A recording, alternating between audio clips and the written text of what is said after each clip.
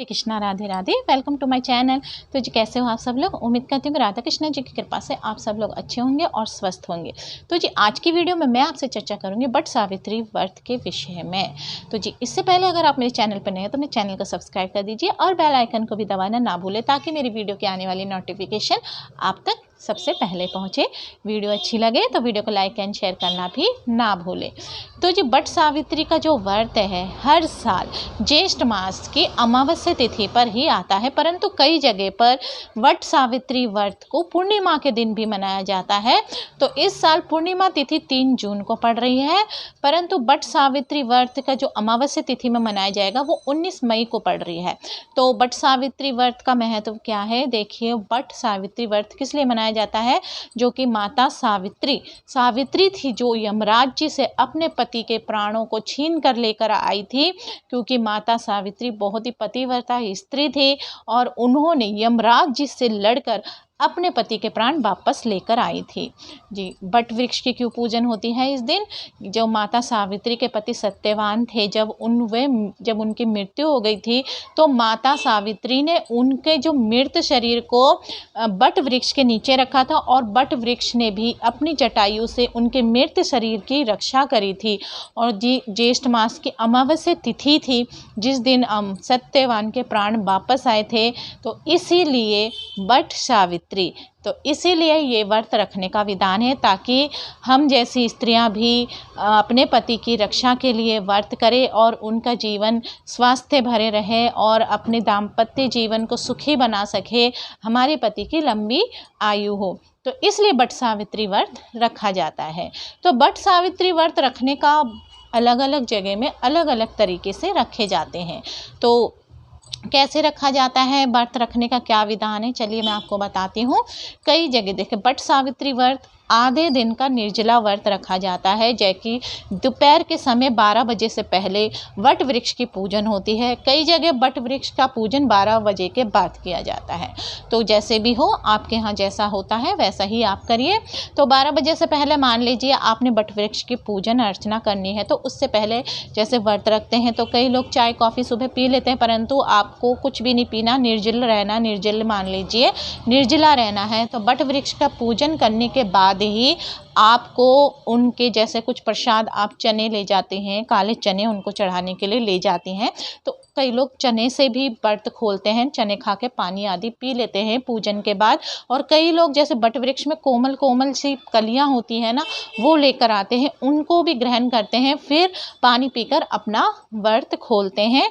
और कई लोग पूरे दिन फलाहार रहते हैं और कई लोग शाम के टाइम मीठा भोजन खाते हैं एक समय, और कई लोग शाम के समय नमक वाला भोजन खा लेते हैं, परंतु बिना लहसुन प्याज वाला भोजन वो ग्रहण करते हैं।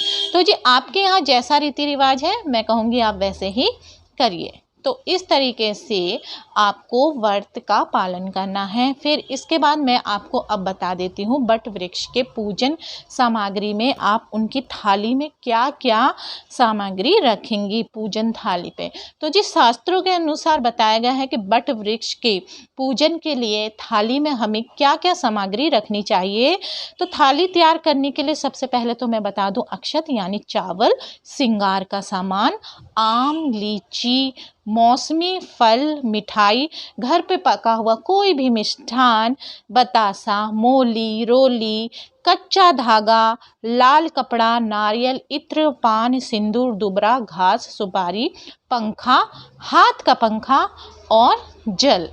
देखिए व्रत तो चाहे कैसे भी रखते हैं लोग, परंतु बट सावित्री व्रत में मेन होता है कि हमें फेरी लेनी होती है। जो कच्चा धागा, कच्चा सूत होता है वो लगा के हम बट वृक्ष का फेरी लेते हैं, फिर हम जल से उनको जल भी अर्पित करते हैं। और इस तरीके से जो मैंने पूजन सामग्री आपको बताई है उससे आप उनका पूजन आदि करिए, बट सावित्री की कथा पढ़िए।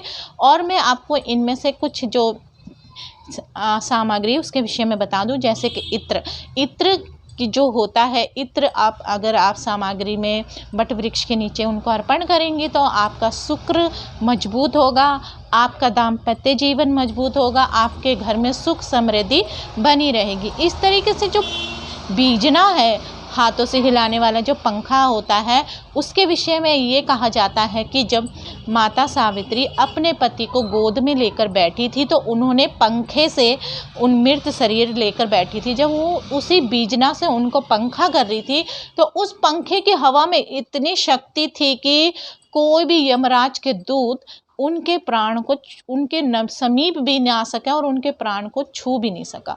तो इसलिए बट वृक्ष के समय, पूजन के समय बट वृक्ष को पंखा या बीजना से पंखा करने का भी नियम है। तो आप भी पंखा जरूर करिए। तो जो भी पतिव्रता स्त्री होती है, सबके मन की इच्छा होती है कि वो भी अपने पति का साथ दे, उनके लिए वे व्रत रखती है ताकि उनके पति का स्वास्थ्य अच्छा रहे, उनको जीवन में तरक्की मिले, उनका दाम्पत्य जीवन खुश हो। हर पतिव्रता स्त्री चाहेगी कि वो अपने पति से पहले सदा सुहागन रहे, पति से पहले ही इस दुनिया से जाए। तो इसलिए बट सावित्री का व्रत किया जाता है। तो बट सावित्री वाले दिन यानी कि 19 मई के दिन अमावस्या तिथि भी है।